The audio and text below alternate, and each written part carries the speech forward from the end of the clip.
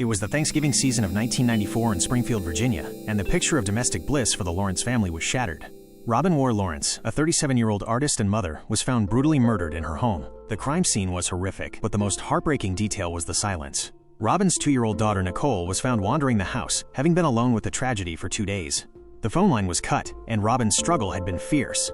Investigators found minute evidence, including a faint bloodstain on a washcloth in the bathroom that they knew belonged to the killer. The decades-long silence. In the initial investigation, suspicion immediately fell on Robin's husband, Ollie Lawrence, especially after police learned he was having an affair. But Ollie had an irrefutable alibi. He was on a business trip in the Bahamas. He was cleared, and the case quickly went cold. The DNA found on the washcloth, the only physical link to the killer, was run through the national database, CODIS. It yielded no match. For nearly 3 decades, the evidence sat on a shelf.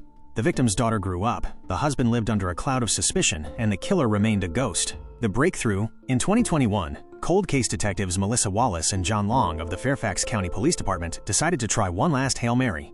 They submitted the aging DNA evidence to a lab specializing in forensic genetic genealogy, FGGG, the same technology that cracked the Golden State Killer case. The lab built a family tree, tracing the killer's DNA through distant relatives who had willingly uploaded their genetic information to public databases. The path eventually led them to one name, Stephan Smerk. Smerk was a former soldier who had been stationed in the area in 1994. Now, decades later, he was living a seemingly normal life as a married father in upstate New York. The killer's chilling revelation. In September 2023, detectives Wallace and Long traveled to New York to interview Smerk. They approached his house and calmly stated they were investigating a cold case from the 1990s in Virginia.